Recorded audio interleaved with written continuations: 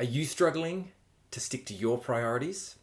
Hi, I'm Craig Hopper, and in this video, I'm going to teach you 12 ways to help to stick to your priorities.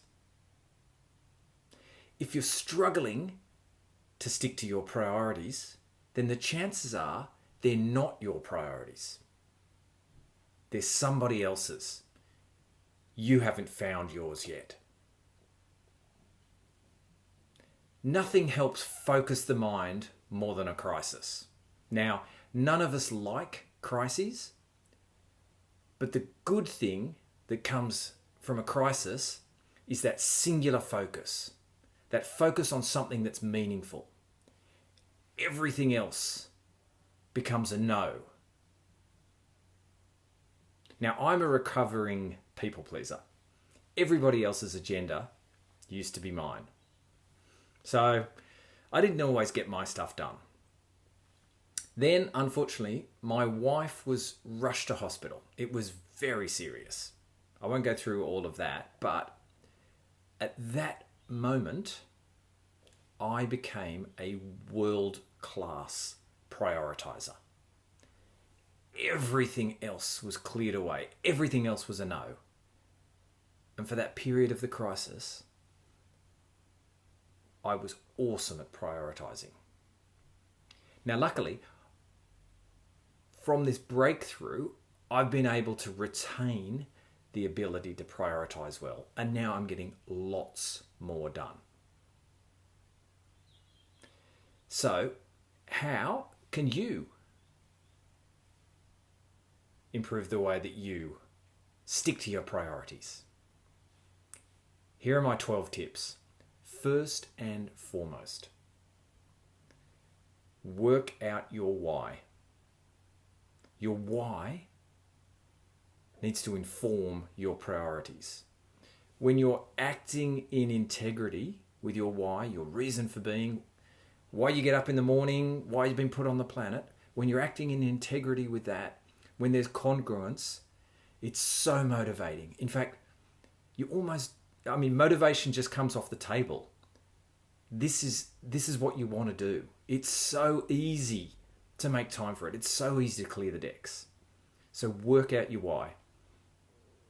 I haven't got time, or this is the purpose of this video today is not how to work out your why. I'll do that another time. But spend time on it. You'll never regret it. Then secondly, once you worked out what your priorities are, everything else becomes a no. You've got to say no in order to protect that time. Then write down your priorities. Stick them up on the wall where you can see them. And then start ticking them off. Then schedule in time. Time and place. When are you going to work on these important things? Put it in your calendar. Just like the big rocks, Stephen Covey's big rocks. Put them in first and then let everything else fit in around them. Avoid the urgency hijack. That's when other people's priorities become ours. It's always urgent.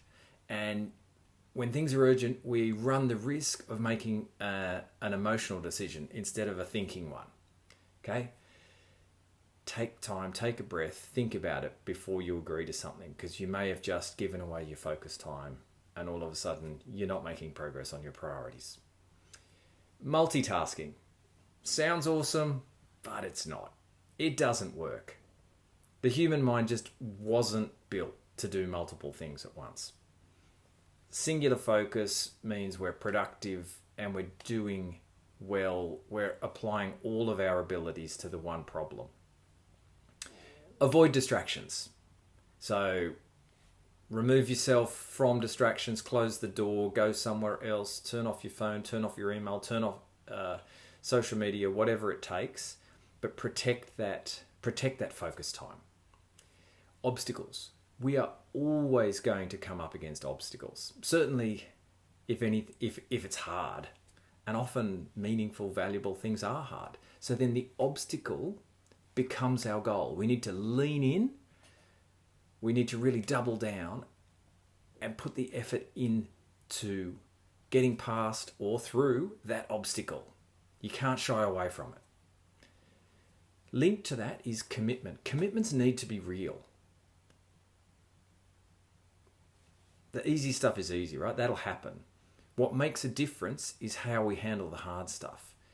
Again, we need to lean in and really double down, making those tough decisions to do what needs to be done, to stick to our commitments, like prioritizing.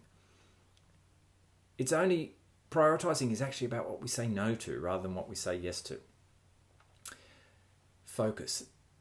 We need to continually improve our ability to focus, and that's where things like mindfulness and meditation come in. They're like the mental bicep curls that help to improve our ability to focus more effectively and for longer periods of time. It's absolute magic. Flip side of that is downtime. Nobody said this wasn't meant to be fun. In order to be able to focus well, we need to have downtime to recover and relax and enjoy ourselves. You can't focus hard all day long. We need to cycle in and out of that. We need evenings or mornings and weekends off. There's a reason that the weekend is 2 days out of 7. And then finally, reflection. When we reflect, we see how far we've come. That motivates us. Nothing succeeds like success. As well, we can also look at what maybe isn't working so well and gives an opportunity for us to change things. It also gives us an opportunity to reprioritize. I like to think in seasons. So you might have a season where something is a priority, and then you make enough progress on that and it can be replaced by something else on your priority list. But remember, at the end of the day, it's your priority list. You may get inputs, of course, from other people, your family members, your work, your customers. That's okay. That's normal. But at the end of the day, you've got to own it. You need to be acting in integrity with your why. You need to make peace with the reality of your priorities, and you need to own them. And that's when you'll be prepared to do all the rest of the things that it takes to retain that focus and make progress on your priorities. Thank you so much for all the likes, the comments, and the shares. I really appreciate this. I am passionate about helping people grow, develop, learn to be brave, to live that life of meaning and fulfillment, free from worries about all this other stuff that doesn't matter. To help people, I've developed a free Bravery Beginnings starter course. Jump on my website, craighopper.com.au/start. The URL's here. As always, thank you, stay safe, be brave.